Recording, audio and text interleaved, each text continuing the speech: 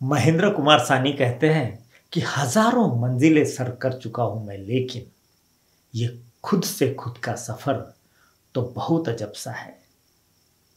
खरंच स्वतःपासून स्वतःपर्यंतचा प्रवास करायला अवघं आयुष्य निघून जातं. पण कधी कधी आयुष्यातला एखादा प्रसंग अख्ख्या आयुष्याची दिशाच बदलून टाकतो. तो प्रसंग म्हणजे गझलनवाज भीमराव दादा पांचाळे यांच्या गझल मैफिलीचा. त्या भरल्या स्वरात ज्याला शब्दांची दीक्षा मिळाली आणि ज्याच्या हृदयात गझल विराजमान झाली, तो माझा, तुमचा, आपला सर्वांचा मित्र प्रफुल्ल माणिक भुजाडे. त्याचं लिहिणं आणि वागणं समतोल आहे. म्हणूनच तो म्हणतो की दवासारखे स्वप्न असावे, फुलासारखे जगणे. दवासारखे स्वप्न असावे, फुलासारखे जगणे. सुरवंटाच्या कोशामधून फूल पाखरू निघणे. अंगावरती जखमा दिसती रडणाऱ्याचे अश्रू. अंगावरती जखमा दिसती रडणाऱ्याचे अश्रू. कधी कुणाला बघता आले हसणाऱ्याचे दुखणे. हा शेर ऐकला की कुणाला चार्ली चॅप्लिन आठवणार नाही. आणि अवस्था होते ती अशीच की कुणाचा आता प्रश्न विचारू, कुणाचं मागू उत्तर. कुणाचा आता प्रश्न विचारू, कुणाचं मागू उत्तर. कुपीत माझ्या अत्तर आहे, त्याच्या हाती पत्थर. मनात निर्माण होणाऱ्या प्रश्नांचा जथ्था त्याला कसा शांत बसू देणार. मग विद्रोहाची भाषा त्याच्या गझलेत डोकावते. ती अशी. तो म्हणतो, वृत्तपत्रांचीच चाले रासलीला, बाटलीचा वास येतो बातमीला. नाईलाजानेचा आता रुग्ण मरतो, नाईलाजानेचा आता रुग्ण मरतो. संपतो पैसा श्रमांचा चाचणीला.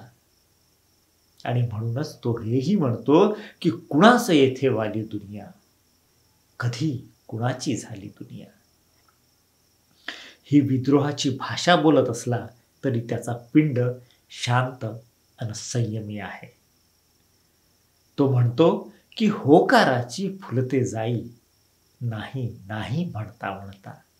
होकाराची फुलते जाई, नाही नाही म्हणता म्हणता.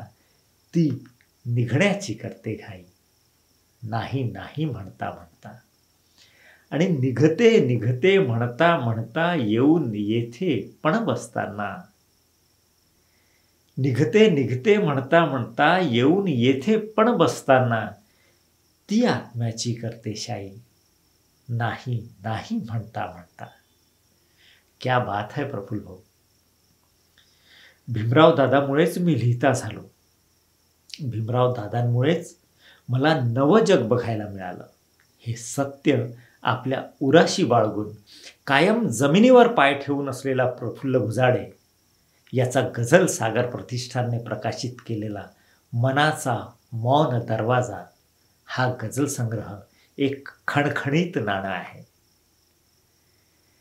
त्याचे लेखणीतलं हळवेपण बघा. तो म्हणतो की आरोप तुझ्या बुडण्याचा लाटेवर येण्याआधी. आरोप तुझ्या बुडण्याचा लाटेवर येण्याआधी. सांभाळ जरा तू नौका काठावर येण्याआधी.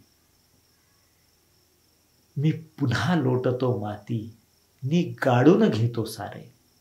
मी पुन्हा लोटतो माती, नि गाडून घेतो सारे. अवशेष तुझ्या स्मरणांचे मातीवर येण्याआधी. ही गझल वाचताना आपण नकळत थांबे घेतो.